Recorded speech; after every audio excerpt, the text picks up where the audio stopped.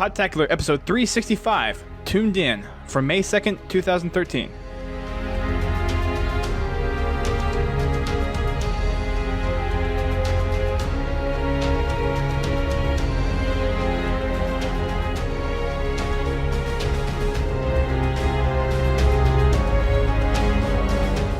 Hello everyone, welcome to Podtacular, the unofficial Halo Universe podcast. I'm your host, Duststorm. And I'm your other host, Brent Gamer. And we are back for our 365th episode of Podtacular, which means you can now listen to one of our episodes every day for an entire year. Yep, year round. We're now an annual, I guess we could be a daily annual podcast. Yep. Start your endurance run now. And, exactly. Next April 2nd, you'll be ready. You mean May 2nd? April, yeah, May 2nd. Yeah, new month. Man! All the way back in last Brent. month. Yeah. Time traveling to do the show. Yeah, it's been crazy. But, so with us still ramping up, the bulletins are kind of ramping down a little bit. Of course, Halo 4 has been out for a while, and the content within the bulletins are starting to get kind of repetitive, and it's still important stuff, but it's starting to slow down. With response to that, we'll definitely be looking at pulling some other things into the podcast. We'll be talking with people from other parts of the community, people who do machinima, people who do prop making. Hopefully, we'll get some people on to talk about the books and the lore behind Halo, because there has been a big demand for that, actually, to talk about the books and the external fiction. Yeah. So we'll be pulling some of those people in, some people that you already know. Jeff Easterling or Grim Brother 1 will have Brian Newman on from HBO. Pete Cooper will have E from Xbox actually be on for one of our shows. He's agreed to come on and do a show with us. And we'll definitely have a few other people on there. There's definitely other people that know some of the lore, and we want to get some new people in there as well. And of course, summer is coming up, so we do want to try to get some community members on the show. So everyone that's listening live right now, you'll basically get a chance to be on the show at some point, hopefully, come around the June time frame. So that'll be really, really cool for you guys. It's something we like to do around the summertime just because everyone's usually off of school, and it just is a little bit easier to get those kind of people into the mix. So look out for that. Before we get into the bulletin, I do want to make a very, very, very special announcement. So I submitted a panel for RTX, and it's a panel about podcasting. It's a panel for talking about everything kind of at a high level in terms of what software do you use to record, what equipment do you want to look for when you're recording, what are some little techniques and tips that you can do when you're doing post-processing, stuff that you want to really look forward to when you're actually posting your show, like ID3 tags and blogs and other websites out there and web services that you can use to promote your podcast. So submitted that panel to RTX, and it has been approved as of yesterday. So yesterday I got an email from Blondie at Rooster Teeth, and the panel has been approved. So I will be at RTX with a panel of Goose Checka from Griffball Hub, Roadblock from Late Night Jenga Jam, and Lindsay Tuggy from Rooster Teeth. She's actually, I think, the audio director for the Rooster Teeth podcast. I don't remember what her exact title is, but she does some of the audio engineering for their podcast and does some other stuff related over there at Rooster Teeth. So it's going to be us four on the panel at RTX. Still don't know what day and time it is, but if you're going to RTX, definitely check us out. It's going to be a lot of fun. I'm a little nervous. I have done the panel before. I was invited to do the Halo Fest one, and it was the community panel, so that was my first panel being on a panel. But this time I'm actually going out and producing the panel, producing the content on my own with the help of the other panelists, of course. But this is kind of like the next big step for me, so it's going to be a learning experience, no doubt. Sounds exciting, though. Yeah, it's a big deal. I'm excited for it. Brent's going to be there in action to cheer me on from the sidelines, hopefully. Yeah, hopefully. So, fingers crossed. Yeah. It's a big undertaking, and I have 2 months to kind of pull together all my resources that I need to. So it's going to be very interesting next 2 months. But just wanted to get that out there, let you guys know that the panel that I submitted for RTX was approved, and that at RTX I will be presenting a panel there. So with that said, let's jump right into the bulletin. So we're still looking at some weapon tuning updates, some matchmaking updates, and that's kind of the extent to what the bulletins have boiled down to. Of course, there's the screenshots at the end, and we actually have the results of the CSR challenge from when Castle Map Pack came out and when CSR got dropped. So we'll cover that as well. To start things off, for those that are involved in the competitive community, you'll know him. Walshy was actually visited 343 this last week and got to try out some of the current stages of the weapon tuning system, and he had some feedback from what he's felt of the changes so far. There's a couple of questions from the bulletin that they posted. There's, I think, about 5 different questions that they asked him, all relating to the changes that they made. The first question was talking about just first impressions of the new weapon system and what he felt kind of stuck out. And he said the 3 biggest things that stood out to him was the new 4-shot BR, basically trumping the go-to weapon of the DMR, and I have a comment about that later. Decreased magnetism for automatic weapons, which kind of creates a little bit more of a skill gap for short-range fights. And then the light rifle's increased rate of fire when zoomed in, possibly making it the best long-range starting weapon in the game now. So there's definitely changes happening within the weapon sandbox for Halo. It's kind of interesting to see some of these changes, and it's really cool to see that they're actually just able to do this without having to push out a title update. That is kind of an interesting thing that I guess they got right, kind of looking back at the podcast that we did a couple days ago. But just seeing that at least they're trying to balance out these weapons is good to see. Although I'm kind of sad that my DMR is going to be kind of nerfed in comparison, but I'll talk about that a little bit later. There's a couple other questions in here. The automatic rifle had a question specifically. Basically, it kind of affects that short range gameplay, since automatic weapons are usually kind of the short range. And his answer to one of the questions in here, talking about the reduced auto aim on automatics, kind of confuses me a little bit. In his response to talking about playing one-on-one Haven with assault rifles, part of his response is, however, this change primarily affects the casual level of play, which is the majority of Halo players. Overall, I think everyone will be very happy with this change. So, I'm not saying that the reduced auto aim is a bad thing and people aren't going to like it better, but I would think if you take away a handicap, you think people are going to be more happy with a change? I mean, I could see the overall gameplay experience being balanced out, but if you're used to that assault rifle how it is, and then you're not able to use it as effectively anymore because the auto aim got reduced, you're not going to be as happy, I would think. Well, here's how I see it, kind of like, if you're a real casual Halo player and for some reason Halo 4 is your first Halo game and you just cannot get kills with the precision weapons, like the AR was the only place to go if you wanted to have a starting weapon that would actually get some kills for you. So I can see people that never actually moved on to the precision weapons getting mad about that, but like this late into the game, like, I mean, it's been 6 or 7 months now. You should start using the precision weapons like everybody else does.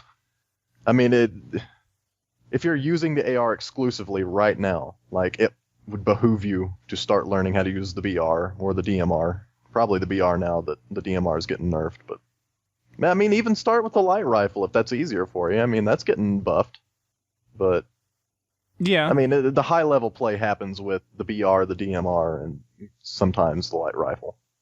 Right. So just.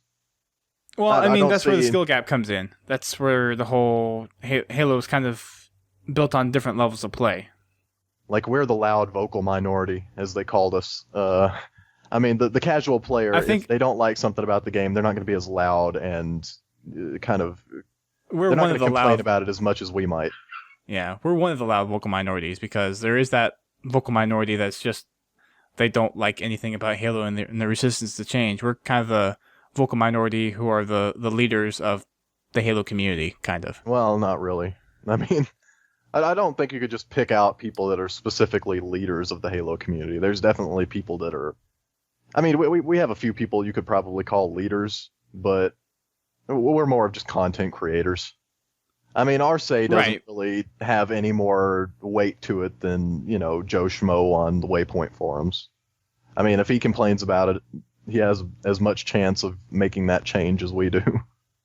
True. But just in terms of sites that are out there dedicated to Halo and Oh like you yeah, I have mean, people like we care Grim more. Brother you have people that like Grim Brother 1, you have Cruel Legacy, you have Pete the Duck, you have Yeah. Green Skull. All those people kind of consider the community leaders, the people that are out there supporting Halo despite their opinions and just trying to bring together a bunch of different people under the same umbrella of Halo. Yeah. So Really, that this doesn't affect me. Like, I don't use no, the it doesn't AR affect me very either. often, so and even when I do, it doesn't seem like the magnetism on the AR was the big deal that made that weapon somewhat powerful. It's just the fact that, I mean, you just set the reticule on somebody, you don't have to aim for their head, and you just hold the trigger down. Yeah. I mean, it's simple. I mean, even with the precision weapons, you actually have to gauge the timing on your trigger pulls. You have to pull the trigger each time you want that weapon to burst, but right. with the AR, it's just hold it down and get a kill. Yeah. Assuming you're close enough. So. There was another question about how the tuning will actually affect matchmaking and tournament play. And the biggest difference that Walshy sees is that the DMR used to be the go-to gun for everything, but now the light rifle and the BR are actually on paper more powerful weapons than the DMR. So that's kind of where I wanted to insert my comment about the whole leveling thing. And I get that the DMR is overpowered compared to the other ones. It's a hard balance to make sure that not any one weapon is overpowered. I still kind of wish they'd either just went with the DMR or the BR, like one or the other. But having both in there kind of confuses things. And it probably even confuses map design. Like when you go to create maps in Halo 4, they have to take into account that, I mean, right now, prior to the upcoming title update, the DMR is a very powerful weapon, and you have to keep the range of that weapon in mind when you're making maps.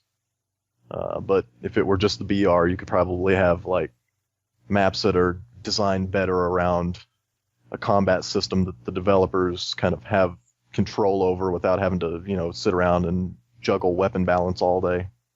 Right.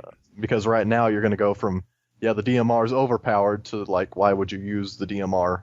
I mean, we haven't tried it yet, so we don't know, how that's going to work out. And we'll get to, part of the article or part of the bulletin here that says that some people will actually get to go try that out this month, or they're going to be announcing that event this month. Yeah, well, that's actually the next thing on the list. Yeah. So yeah, there's going to be a small group of community leaders that 343 is going to invite out to the studio to try out the new weapon tuning system before it gets finalized. So it's just kind of more play testing to make sure everyone's kind of gelling with the new settings that they have. And that's kind of the right thing to do. I mean, it's not quite the whole beta test thing, but it is the right thing to do to try to go get other people out there to try and evaluate the thing that you want to be successful before putting it out. Yeah. AKA the beta that we needed. Anyways. There's also going to be a live stream at some point in the future. They haven't nailed down when exactly, but it'll probably be a couple of days, like it may be the Saturday or the Sunday before the changes go out, kind of like they've done with the map pack releases. They'll probably have everything close to finalized, if not finalized, by the time they have that stream up. But they've said once all their stuff is ready. Once they've nailed down the time to get the stream scheduled, they will announce it, and they'll have stuff where design artists and other important people will kind of give their insight behind why they've made these changes in such a way. I'm sure we'll probably hear something from Kevin Franklin, maybe a few other people on the multiplayer team like Bravo, and they'll probably have their opinions and their say on why they made these certain changes. There's also going to be the Bulletins updates that's going to cover it until it comes out, and then the final changes will be released on June 3rd. I think that they should have the live stream event like right before they announce the Durango. Like directly preceding the Durango release event, or whatever they're calling that. They should have this live stream, just get people pumped. Because if you're already watching like Xbox videos and then they're like, stay tuned while we announce the Xbox 720, you're going to be like, yeah, I'm already on Twitch. Like, that would be interesting. I mean, I don't know. I guess it'll be on Twitch. The Durango Yeah, it probably event. will. Yeah. It probably will. It'll definitely be on Major Nelson's website. So if you can't find it anywhere, just go find Major Nelson and it'll probably be there. I'm assuming that GameSpot will have a live stream up. Giant Bomb probably won't. They really don't do live streams of stuff like that very often. I don't know if... Well, honestly, this is as something that GameSpot or any other kind of gaming blog sites would actually do a separate stream about. Yeah. I'm not talking about this. I'm talking about the Durango event specifically. Oh, sorry. Okay. The thing that they would actually care about. Like, they don't care about the Halo 4 update. I mean, we do, obviously, but I'm just saying, if you're going to do that, you might as well just have it on the same day. Like, just make it an Xbox kind of day. Yeah. Let's see. The next thing on the list is the competitive skill rate challenge. So when CSR got dropped, 343 put out a challenge to get, what was that, CSR 35 in the Castle DLC playlist. And only 26 of us were able to obtain that. That number is a lot smaller than I thought it'd be. Yeah, me too. I don't know what that says about the ranking system, though, because, I mean, we've already talked about it a little bit here and there, just with how whacked up it currently seems. And I guess if you've put enough time and effort into it, then you got that high, but it still was kind of low from what I was expecting. I don't know if they intentionally did it that way to where it was harder to get there, or yes, what? I assume these 26 players were extremely high when they went to achieve this. I really thought that it would be closer to the, like in the thousands at least. And then I see this statistic that says there were only 26 that achieved level 35 in the first, what was it, like week? Or the first 24 hours. Yeah, wait. It wasn't the first 20. It was 1 quick. week after the release, wasn't it? That was like the cutoff date for that event. No, it was 2 weeks. Oh, okay. So, I mean, that's an even longer time. I mean, you would expect more than 26 people. Yeah, well, I never got above, like, I think a 7. Yes. In that playlist. And I was trying quite a bit during that first week of play, and then once I saw how slow I was going up, even though I was playing well in games, I'm just like, screw it. Yeah, it seemed really slow. I don't know if it's because I haven't played ranked Halo in a while, but it just seems like it takes longer than past Halos. I don't know. I don't know. So those people get a cool Avatar T-shirt. They do? Yeah, and some really big props. If I knew there were only going to be 26 people making it in, like, I might have actually tried. Because, I mean, now they're going to be, featured in a upcoming Waypoint article. So stay tuned for that. You'll get to see who the 26 players were. Yeah. They get to be like internet famous. They'll probably be the next bulletin or the bulletin after that. Yeah. They have some interesting stats on here during that 2-week period. Over 2.3 million games of Castle DLC matchmaking were played. It's quite a bit. And that totaled up to over 16.5 million minutes. Now, here's something about that statistic I don't understand. Is that like one match is 10 minutes, or each player contributes 10 minutes to that total. So like one match would Each player actually individually be like, player individually contributes to that. all right. So basically 16.5 million minutes of people's lives were wasted. If you want to look at it that way. Or utilized, depending on how you want to see it. Next thing, matchmaking playlist update. And that means that we'll actually have Monday Night Matchmaking this next week. So a few maps that were play tested in the Community Forge Test and FFA Forge Test playlists are making their way into the standard rotation of matchmaking playlists. And those changes are the following. Added to SWAT is Black Site, Plaza, and Shutout. Added to Rumble Pit is Black Site, Simplex, Scythe, Serenity, and Opus. I haven't played Serenity before, actually. Removed from Rumble Pit is Shutout.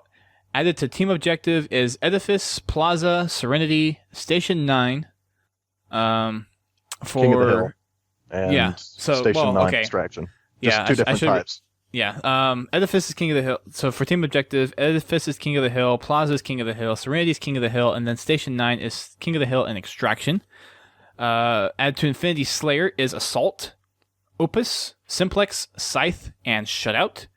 Added to Flood is Black Site, Malice, Serenity. And then Team Snipers Shutout has been updated. They also give a little explanation as to why they removed Shutout from Rumble Pit. From Rumble Pit. And they said that just how it played in the free-for-all style environment, it didn't really flow well, and they went around, changed the spawn points, and it still didn't feel like it was a good gameplay experience. So they decided to remove it. The map was simply too much fun. People were enjoying it too much. Had to take it out of it. I mean, it's a Halo 2. It's a Halo 2 classic, and people, I guess, just getting too nostalgic, getting too crazy over Shutout. I mean, I remember playing FFA on Lockout back in the Halo 2 day. I mean, it wasn't awful. Crazy. I mean, it's better team-based, but I guess it has to do with how the spawning system in Halo 4 works, and just how having those extra features like the armor abilities and being able to sprint, and how that may break the map flow a little bit. Yeah. I think that's probably one of the core reasons why. Yeah, I can't imagine. The game has evolved so much since Halo 2, to be honest. Yeah, I mean, they wouldn't just take it out of rotation unless there were a really good reason. I mean, Right. I didn't really play. I don't remember playing an FFA match on Right. Shutout specifically, so I'm not sure, but something broken with it. So yeah. Yep. They took out the Grunt birthday party effect in Fiesta Classic. I personally liked it. I guess they had enough feedback from the rest of the community where people were kind of tired of hearing it. I personally like it. I wore the Grunt birthday party effect in Halo Reach, and I loved every time that I died because of it. Oh yeah, that sound is fantastic. And then you get the confetti. I mean, it's really a great effect. Yeah. I wouldn't remove it from anything. I would just put it in default. Just like default Slayer, Infinity Slayer, Grunt birthday party every time. I liked it in Fiesta because it was a fiesta. It was a party. Grunt birthday it's party. funny. I mean, yeah. Everybody's having fun. Everybody's getting, power weapons, right off their spawn. I mean, it is not a serious game type. It's supposed to be a kind of lighthearted, fun take on Halo. Right. So, it's nothing that's game breaking, but it is kind of sad to me see it it is. You've now broken Fiesta Classic. go. Oh, okay. I don't know. I'm just. Well, I mean, technically, it doesn't break classic. it, but I mean, they don't even explain why they took it out, other than saying that they were getting tired of it. Like, I played Gruntpocalypse every single day that I played Halo Reach, and that sound never got old, ever. Like, I can hear it in my head right now, and it's not old. I mean, it's amazing. I love that. Yep. Just certain nostalgia aspects that, I don't know. It's Grunt birthday party since Halo Reach has been kind of a nostalgic thing for me. It's like, if I could have equipped it for my Spartan in any game that I played, I would do it again. It's just so fun. It makes things just a little bit more lighthearted. Yeah. People in the live chat are saying that the instant respawn made it to where the effect happened too often. So I could see some people just get tired of it. Yeah, I guess that's true. I mean, I would never get tired of it. You could just make a game where I press a button and hear that sound and see the confetti pop. Like, Whack a grunt. yeah, man, just put it on Xbox Live Indie Games or whatever that channel is. Yeah, the indie games channel. Yep. Yeah, it's on the same caliber of games that show up on there. So there's some pretty crappy games on there. yeah. No offense, but yeah. Hey man, they came out with Xbox Live Massage, where you can play multiplayer with another player over Xbox Live, and like you're supposed to put the controllers in your lap, and then you can turn up the rumble feature on the other player's controller manually from your side, and then they do the same to you. It's crazy. This is true. Wow.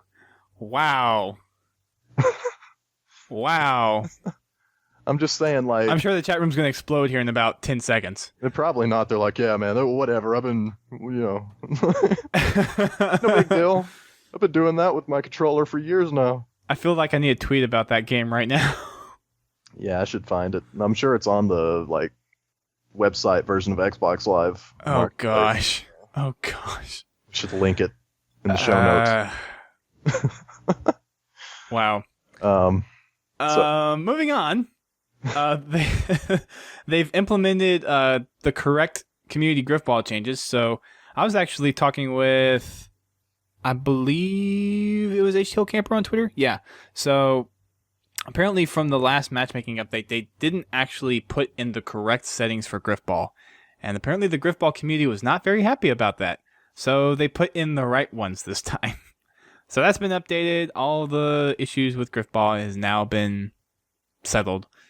Or at least it will be settled in the matchmaking update. So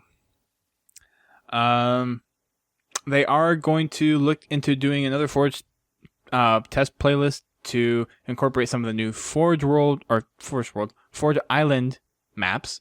So probably by the next matchmaking update, or maybe the one after that, we'll start to see the Forge test playlist come back. That's a tongue twister.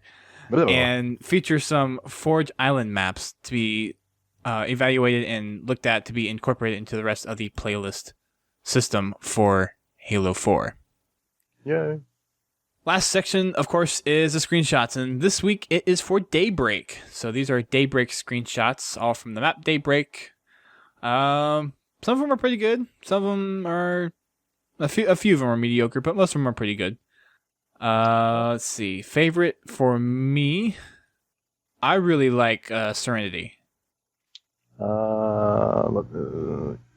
That one's wow, cool. Go figure. It's by Reclaimed Halo again. Right. I mean, he makes. Does this guy not make bad screenshots? I mean, that might be a person that we need to get on the show. Yeah. Because he makes some awesome screenshots. Got a good sense for photography. Yeah, the forest one reminds me of Green Skull. Yeah, I was going to say forest is my favorite. I like that camo effect. It's pretty cool. That is pretty cool. But, I mean, a lot of these were kind of disappointing.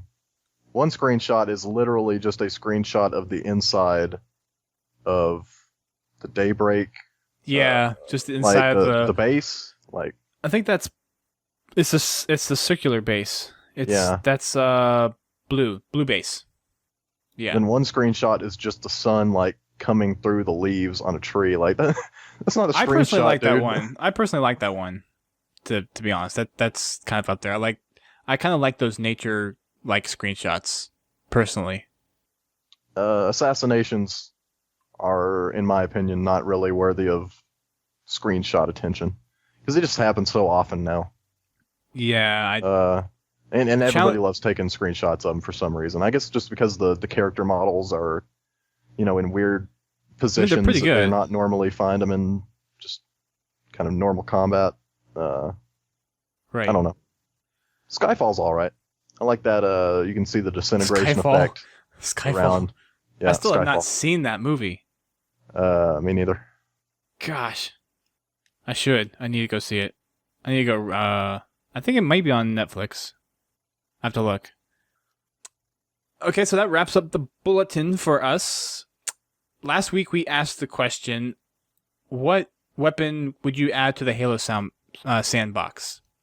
If you could add one. So we got a lot of responses from Twitter, and we're just going to kind of shotgun these real quick. Gemini Ace is the first one. He says, I would like a bolo launcher with grenades on the ends that explode when they connect. Could also be used to warp objects. Okay. Yeah, so I guess that's a kind of a shout out to Bulletstorm. That gun was really fun in Bulletstorm. I never actually... Yeah, I was going to say I never actually played it either. Yeah, I played the demo. I played it like a whole bunch of times, but I never actually got around to renting the game or buying it. But the bolo launcher was definitely cool. That's kind of one of those things in Halo where I'm not sure what kind of unique functionality it would have. Because if it hits, it's essentially just a one-hit kill weapon. Unless you could like shoot the bolo and then the grenades like can land on the ground and then you can detonate them afterwards. But at that point, it's just kind of a sticky detonator. So, yeah. Okay. I guess that'd be cool. Moving on.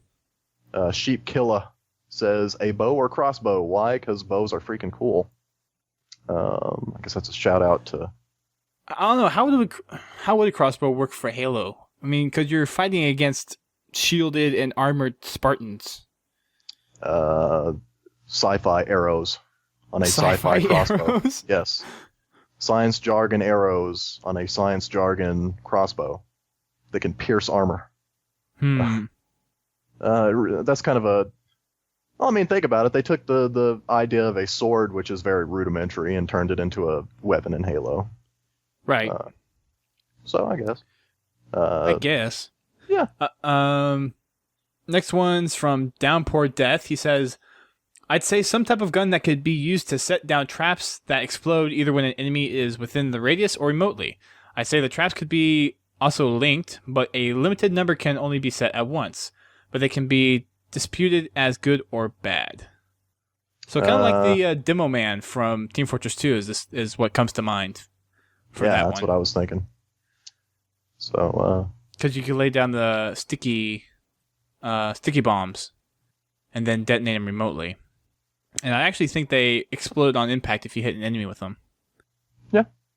Again, kind of like the sticky detonator, but he's implying a weapon with more than one charge. I mean, that you can fire off at once. Yeah.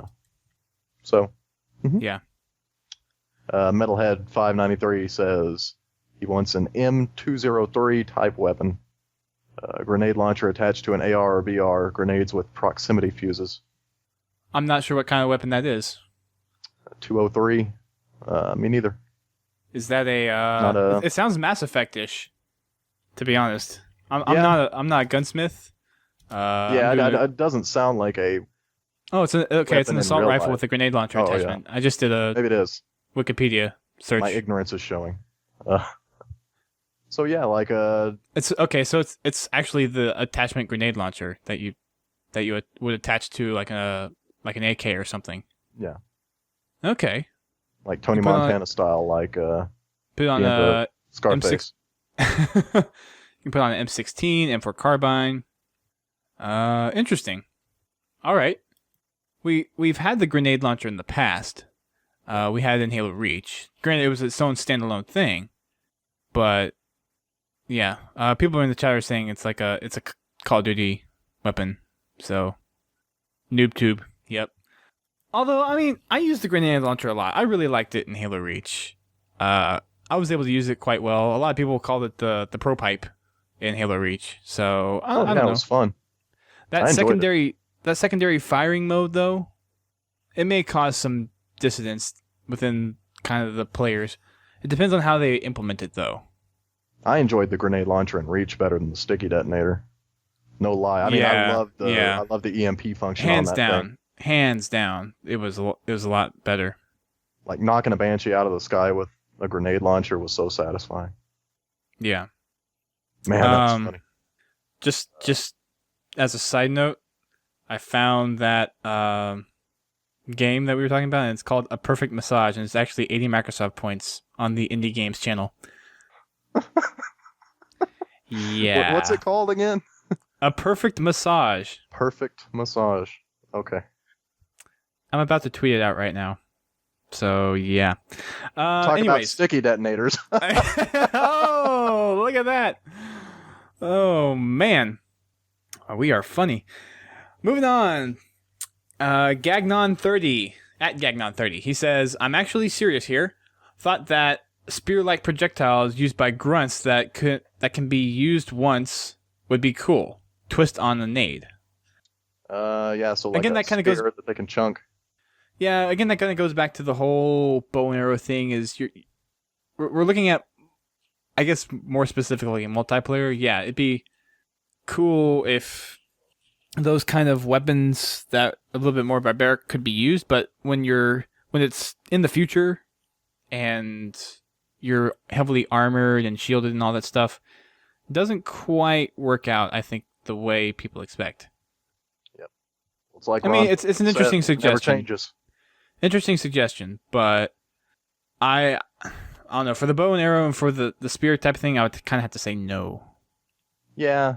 To me, like the coolest weapons they could introduce would have a very unique function within the Halo sandbox, like something we really haven't seen before. Yeah.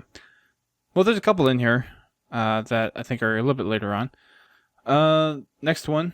You want to read it? Yes. Lane Thomas says, a Forerunner energy sword like the ones the Promethean Knights have would be cool. Like, if it doesn't serve a function other than the normal energy sword, like it would be cool just to have it as far as having different models for weapons, but it really wouldn't bring anything to the game, in my opinion. Like, it wouldn't make the sandbox more fun. Right. Needless to say, though, doing an assassination on a knight and jamming its sword up into its chest is pretty cool. It is. That's like one of the few things I enjoy about that enemy. One of the coolest animations, in my opinion, is the going up and assassinating a knight, pulling off its blade and shoving it up. I would definitely like to see it be able to be used as a weapon that you could hold as a Spartan and use against somebody. But then again, we're kind of looking for stuff to actually add to the sandbox, not something that's kind of already pre-existing. It's still I think people have actually said that it would be cool to actually use that already. Yeah. So yeah. Halo fan for life. He says, biotransducer. This weapon could compose any enemy, then use that composed energy as a one-shot pulse weapon against another. Huh. Yeah, that'd be cool. As long as you would take, like, if you could replace the binary rifle with a weapon like that, that would be cool. Like, imagine an automatic weapon that, like, you'd shoot the enemy with it, and then if you killed the enemy, your next shot is a one-shot kill. Yeah. And, like, you suck the enemy up into your gun. Like, they disintegrate, and then you see that energy, like, kind of entering your weapon. I'm just wondering how that would actually work in gameplay. Like, you would come up to me, I would shoot you with it, and then if you died, like, if your buddy was standing right next to you, I'd just one-shot him and be like, yeah, double kill. Would that be a one-time thing? No, as long as you have ammo.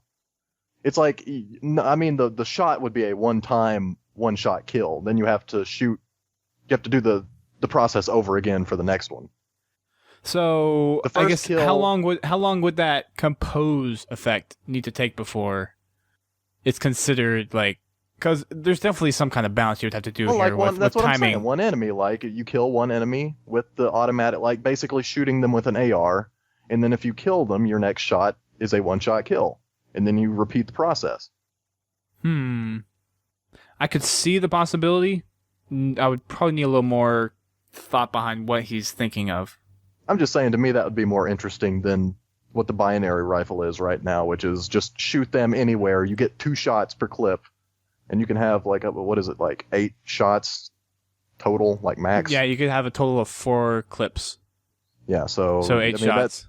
Although the reload time on that thing is freaking ridiculously long. Yeah, but I mean, after you just killed 2 enemies, assuming you're decent with it, I mean, you're probably going to be in a position where you're not going to get killed while you reload, assuming that someone hasn't, snuck up on you. Right. I mean, the reload on a rocket launcher is long, but I mean that's balanced off from the fact that you shoot it at somebody and they die. I mean, it's that simple, and it's the same way with the binary rifle. You just shoot it, and I mean, it's a little. You could make a case that it's harder to get kills with the rocket launcher than it is the binary rifle, at least in certain situations. Well, again, every weapon has its own purpose. Yeah. So, let's see. Next one. Nice and short. Insane Cake says tornado gun. I guess it shoots out a tornado that like that doesn't really kill people. I mean, what are you gonna do? Whisk up away a 2-ton Spartan? Those things are kind of hard to move. I'm not sure what he was thinking about that one. That's kind of why I asked for detail when I posted the tweet. Good try, see, I guess. Imagine like a gun that you can like shoot out this kind of gravitational center, like a black hole, kind of that pulls everything around it in. But you can still like kind of turn around and shoot things, but you just can't control your Spartan getting pulled into it. I guess that'd be kind of cool. A tornado wouldn't have any effect on a Spartan unless it was just extremely powerful. Yeah, it's just so heavy. Someone posted an interesting one in the chat, which I think is a little bit more feasible than the tornado gun. It's still Chewy says singularity gun. Yeah. That would be interesting. Like, basically, you pop up a singularity somewhere, and if someone's close enough to it, it sucks them in, and basically they poof. Yeah. They're dead. That one I would see is, like, limited use, where it's probably just a one-time use thing. Like, or maybe you can see your Spartan, like, float away into this, like, white void. Just like a white screen, you see him, like, floating away. Like, while you're waiting to respawn, it's like, doot, doot, doot, doot. Yeah. Jack said that would work better as a grenade. Actually, it would. Yeah. I want to say that some sci-fi series actually did that with a grenade, had the singularity grenade. I don't know I don't remember what it is, but I think some sci-fi-ish something or other I think had that. I have to think about that one. Next one.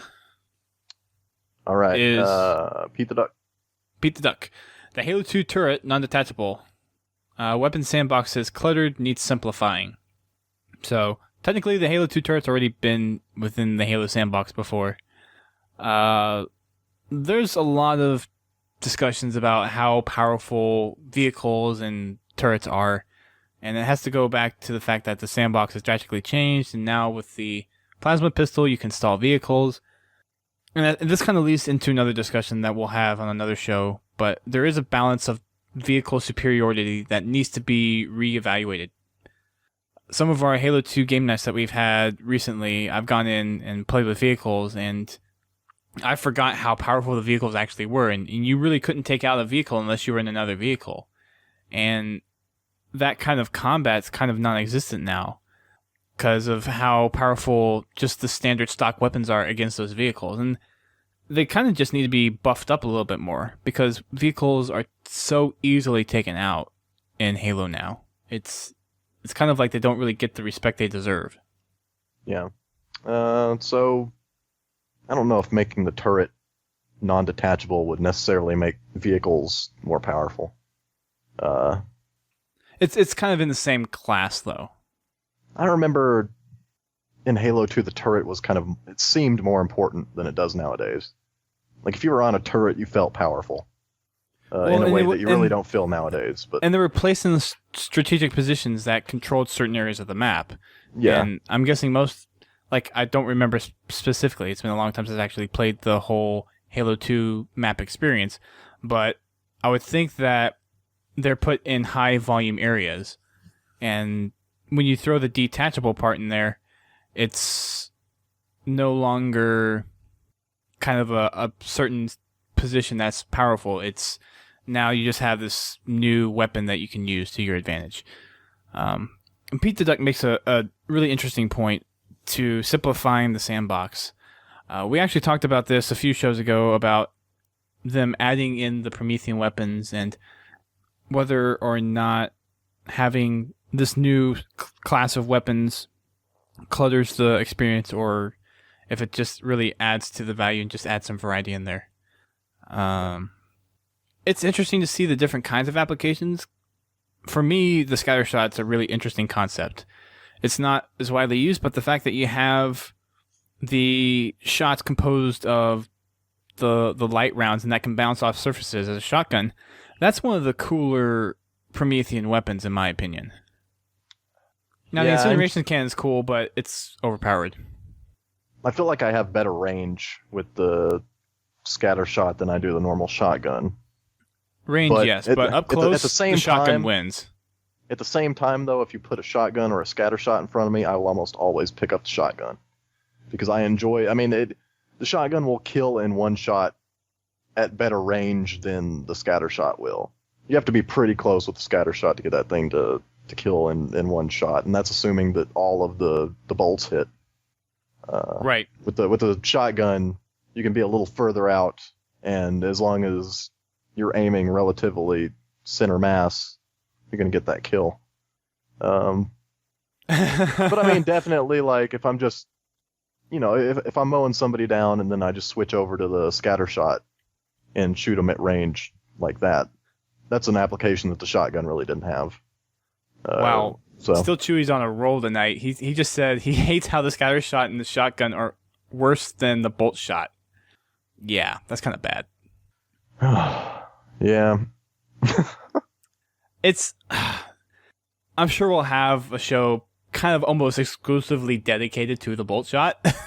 Just because of how much issues it's caused in the Halo community.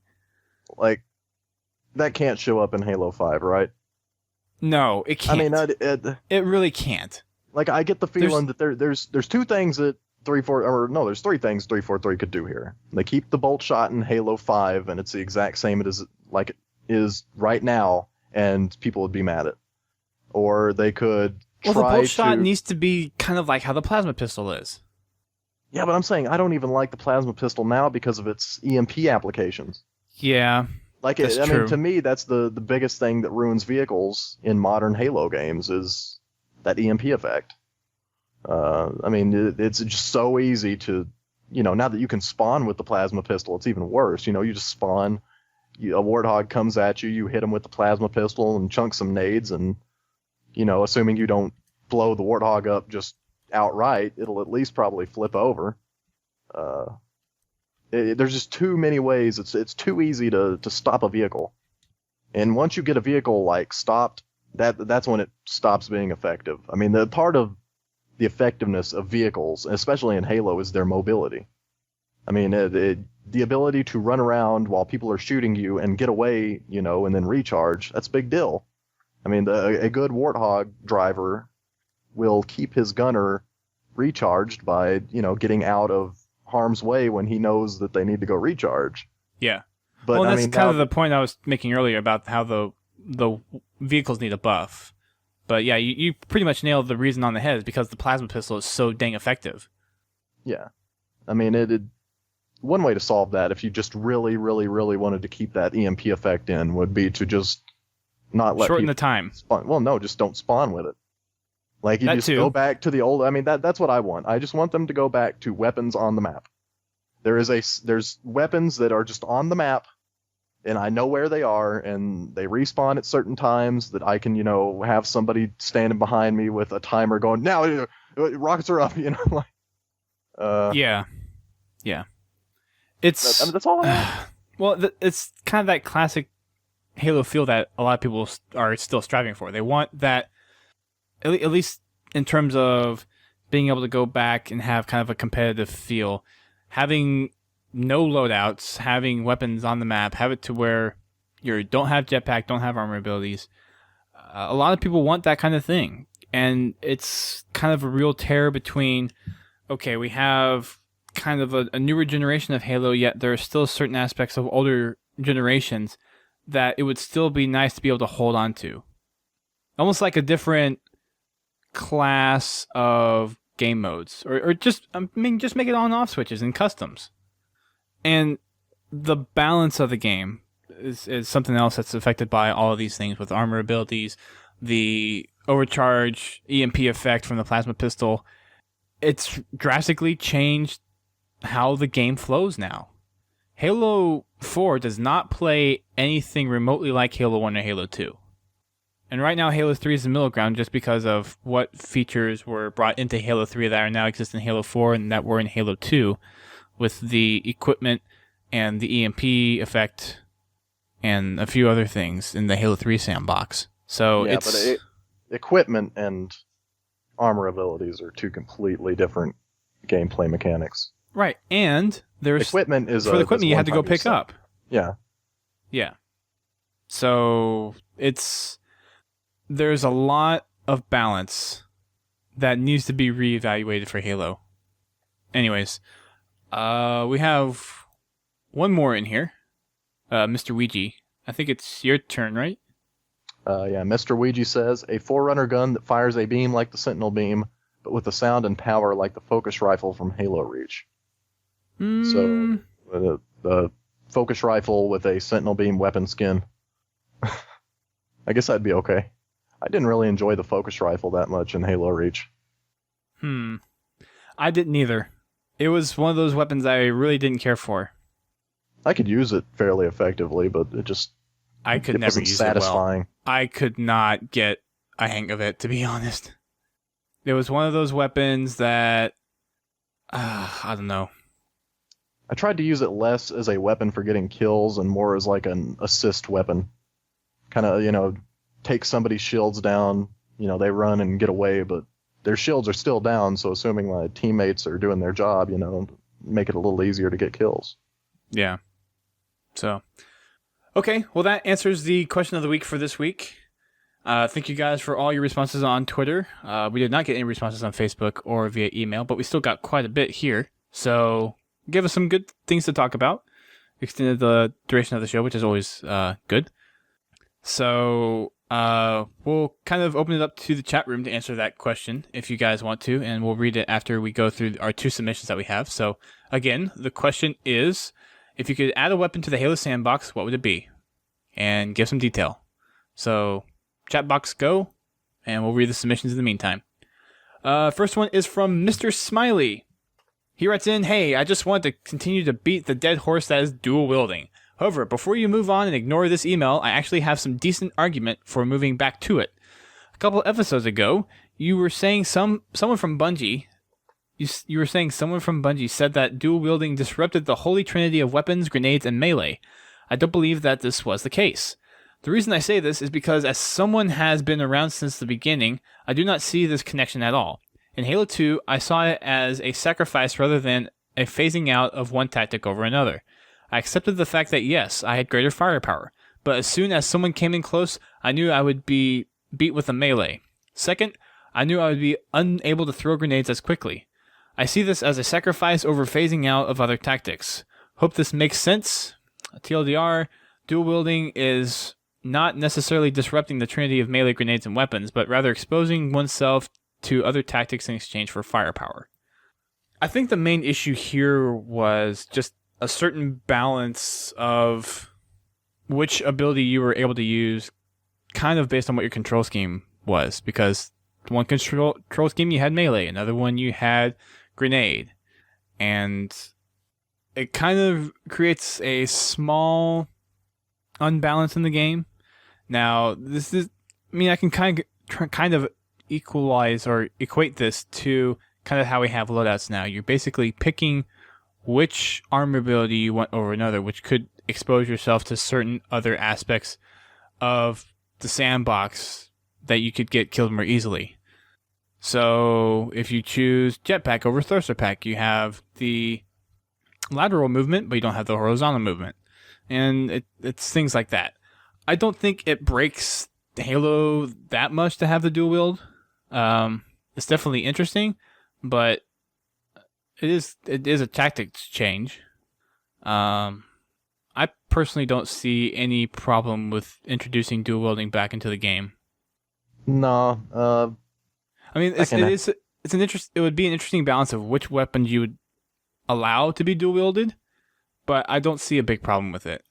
Dual wielding bolt shots. Oh, that would be a nightmare. One plasma pistol in one hand, a bolt shot in the other.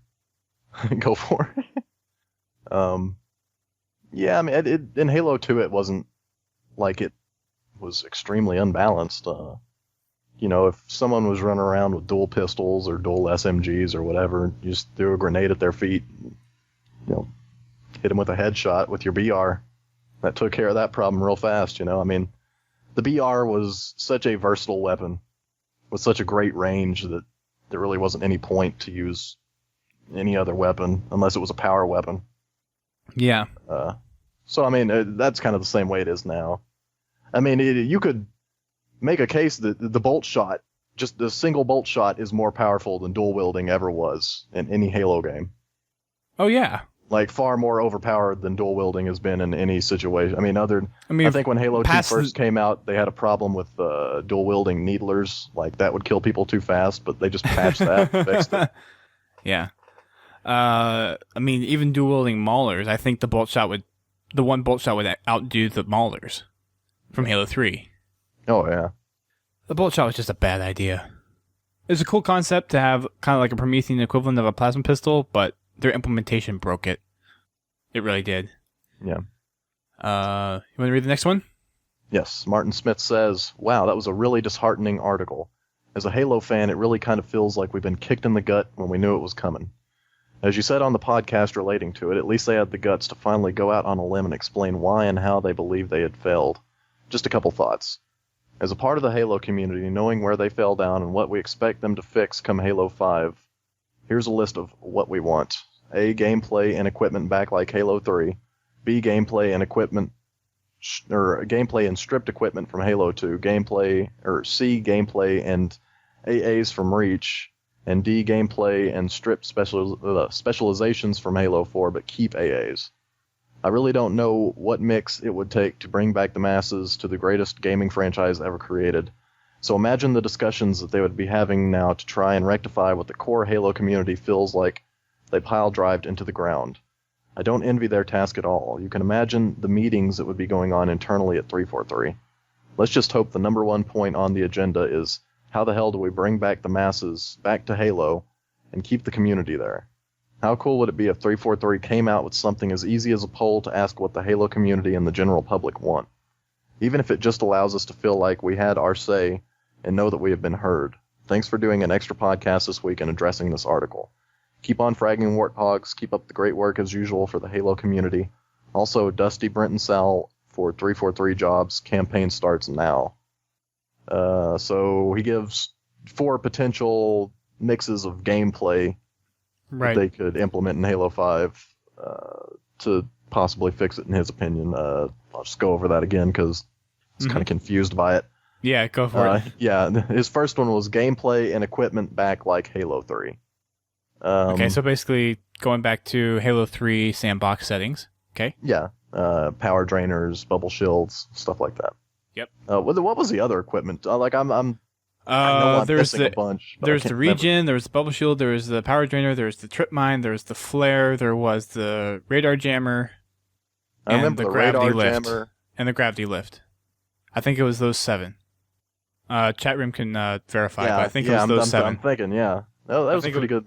Except for the radar jammer and the flare, those are some pretty cool gameplay items. I actually enjoyed equipment in Halo 3 fairly well. His second list, gameplay and stripped equipment like Halo 2. I don't think that they're ever going to go back to drop that. shield. Drop shield. Yep. There was another one that I missed. Drop shield. Sorry, I didn't mean to interrupt. So the kind of Halo 2 settings where there is no equipment. They're never going to go back to that. As much as I might like that, like, it's never going to happen ever again. Yeah. Unfortunately, that's the way it's going to be. Like, you might get that experience in customs, maybe, but never again. I mean... But I think those options need to be integrated.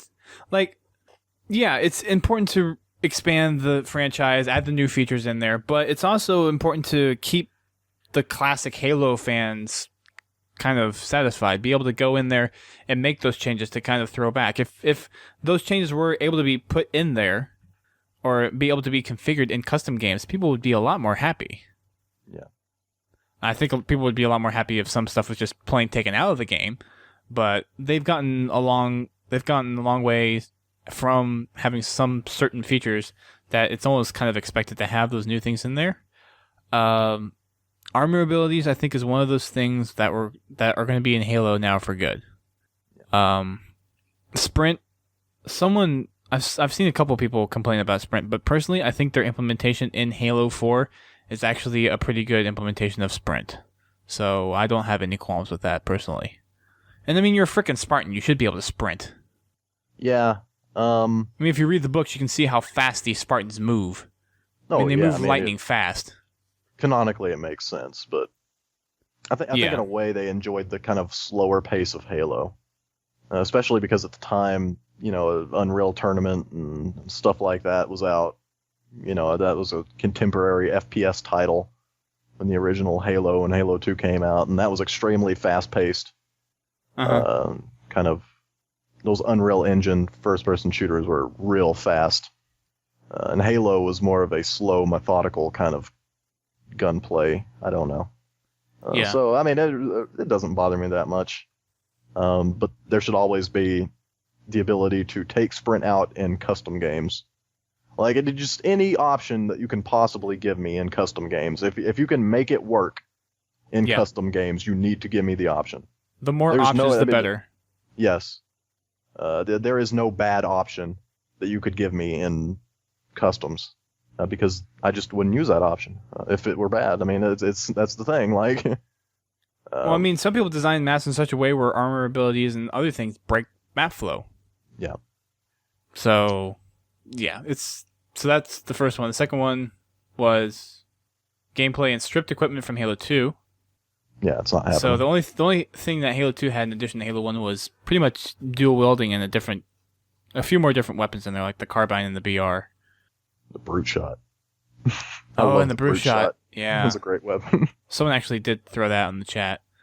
I don't know, the grenade launcher was kind of the replacement of the brute shot for me, and I was perfectly fine with that. Ultimately, I've had more fun with the grenade launcher. If you never bring back the brute shot and you just give me the grenade launcher, I'll be happy. Yep. The grenade launcher and the railgun, I love those two weapons. I really do. The third one was gameplay and armor abilities from Reach. So I guess he basically just listed out all the different game engines. Yeah, like the kind of evolution of gameplay throughout the different Halos. Yeah. So basically Reach is with armor abilities and then gameplay, but specialization is ripped out of Halo 4. I think the specializations was kind of a stupid thing to put in there. Yeah, it was interesting to be able to choose, but it seemed like just stuff that should kind of be standard for every Spartan. Right. So it'll be interesting to see what 343 does with Halo 5. Yeah, it'll be interesting. That's one way to put it. They could either get people real excited or real angry, real fast. They need to adhere to the core audience of Halo, whether or not they're casual or if they're hardcore. They need to appeal to that core set of Halo players that play it regardless of whether it's popular or not, and play it all the way through its 3-year cycle. They need to appeal to those players in order to be successful. But Dusty, 5 billion people play Call of Duty, and they need those players. I mean, it's kind of ridiculous to chase after Call of Duty's success. Like, even if you're making a first-person shooter, I would not model my game after Call of Duty at all. No. I don't think they understand that game appeals to people for a very special reason that you will not be able to replicate. If you try to put it in your game, it simply won't work. Yeah. It's kind of unfortunate, but... well, okay, I wouldn't say you can't take nothing from Call of Duty. There's certain things that fit. I'm saying, in my opinion... But you can't just Call copy. of Duty is a very self-contained experience. Everything about Call of Duty has to work in conjunction with every other element of that game, or it's broken. You can't simply take one aspect of Call of Duty out and then apply it to your first-person shooter, because it will ruin the rest of your game mechanics. Yeah. Like, Call of Duty works because it first and foremost, it works around the mechanic of, here are a bunch of guns. They have similar but minor differences between their firing rates and accuracy and range and things like that. And there's a whole bunch of them, and you get to choose which one you want to spawn with. And in Call of Duty, it's basically one-hit kills. If you shoot somebody, they probably die. I'm saying back when I was playing, like, if you saw somebody, you point your M16 at them, you pull the trigger, and they die. Now, I mean, I don't know if that's necessarily true for newer Call of Duty games because I haven't played them in a long time, but yeah, it's not like Halo's regenerative shield system at all. The thing about Call of Duty is it's a game designed in such a way where you're just there to shoot people. There's not much, like, from how most people play it, there's not much strategy involved. It's pretty much run and gun type of game. Halo involves more balance to it. The weapon sets are pretty much, well, they used to be where everyone spawned with the same weapon and had access to the same weapons. That's kind of changed now. Battlefield is a very class-based game, and it really takes skill for Battlefield, and it definitely takes some skill for Halo, but Call of Duty it's simply there to go shoot people up, in my opinion. Yeah. Now, it's not to say that the competitive crowd of Call of Duty isn't good or isn't skilled at their game. When you get to that level, it is very competitive. It does take a lot of skill. I'm not saying that professional Call of Duty is bad. It's very respectable, and they have the tools to do it. They've actually built Call of Duty in such a way where you have that tournament-style mode to where you can actually watch tournament-style play. And it works really well. But in terms of the casual audience, for Call of Duty, it's just a shoot-'em-up game. That's kind of what it boils down to.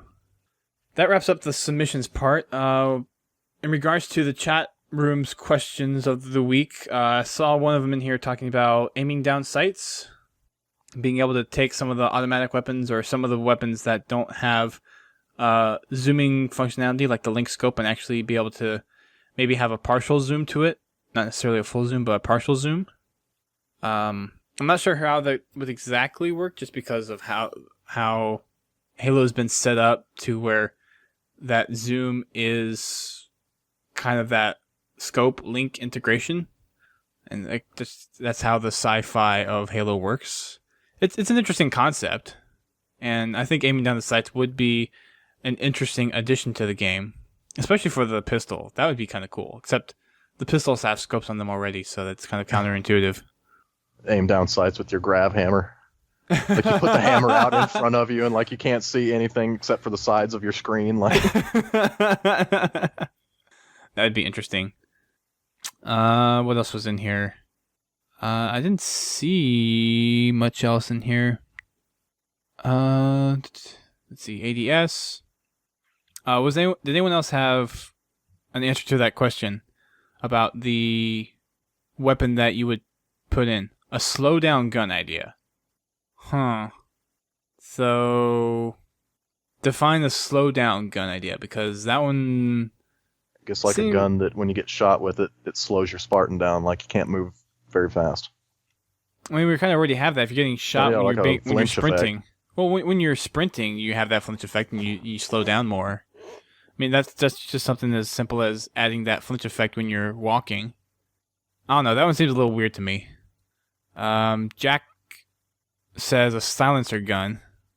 Silencer removes sprint and armor abilities for 30 seconds. So kind of like an EMP gun? No. Wait, huh? That one doesn't quite make sense to me either. Removes the ability to sprint or use power-ups for about 30 seconds or until death. I mean, I can think of like having additional pieces you can put on weapons to silence guns, but like a silencer gun? Like, I don't know, that one baffles me a little bit. Suck cannon acts like a vacuum cleaner. You can suck up small objects and shoot them back out at high speeds. Isn't that kind of the railgun? Yeah. Just pick up Dyson vacuum cleaner, smack a Spartan over the head with it. There's some interesting ones in here. I don't think... I thought we'd actually get some interesting ideas for new weapons, but turns out there weren't that many. I mean, the most interesting ones for me were the bolo launcher and the crossbow. I guess the bolo launcher was kind of the one that takes the cake for me. Maybe the singularity grenade. That one was pretty cool. What about a shrink ray? A shrink ray. Like you can shrink down other Spartans, and then when they're shrunk down, like if you step on them, you can get a step kill. on them. Oh my god. But then if That would you're be shrunk, you hilarious. actually see like the world in small perspective. Oh man. It's like you see these giant Spartans like running around. It throws a little grenade at you. That would be. It's like. Deep. It's like you're throwing a pebble or something. It's like a little firecracker. Oh gosh. It has this tiny explosion. Poof. That would be good.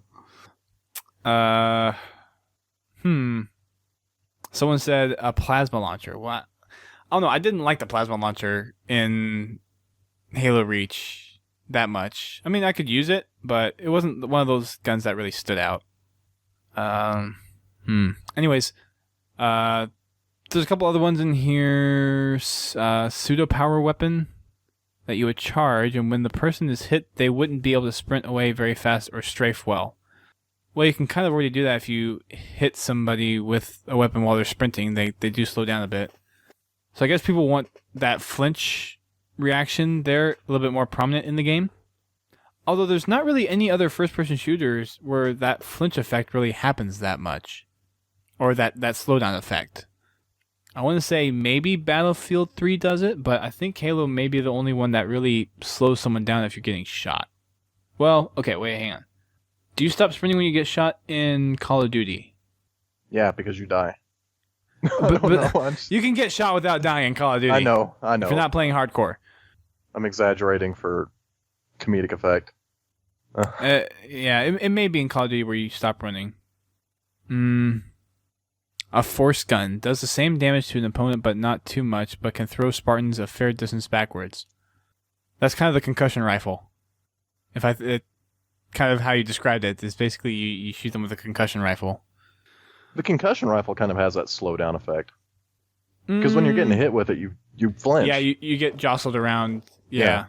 It sucks getting like tossed up in the air, and then they just keep shooting you, and you're just basically you can't move. That's kind of one of those slight powerful things about the concussion rifle that's really cool. But then again, it really sucks to be on the receiving end of that. So, I think that's pretty much wraps it up for us tonight. Bulletins again are kind of getting short, so we'll start incorporating a little bit more feature content within our shows. That'll happen, of course, near the middle to end of May. So everyone in the chat room, thank you very much for coming out. I think we peaked at about 10 viewers, excluding Brent and myself. So thank you for coming out, supporting the show live. We do this every Thursday, talking about the bulletin updates. We will do this every Thursday pretty much, as long as there is a bulletin, and talk about some other stuff as well here in the coming shows.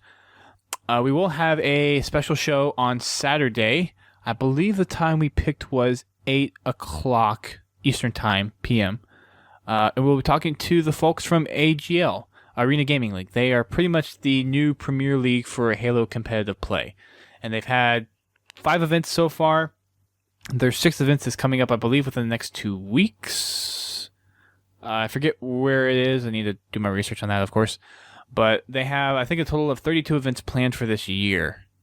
Although I think that list is kind of dwindling based on their ability to actually be able to get locations. So we will be interviewing 2 of the folks over there, Brad and Connor. So they'll be in the hot seat with us for about an hour on Saturday. So if you're into the whole competitive gaming community, that whole side of Halo, you'll definitely want to tune in on Saturday. If not, definitely download our next podcast.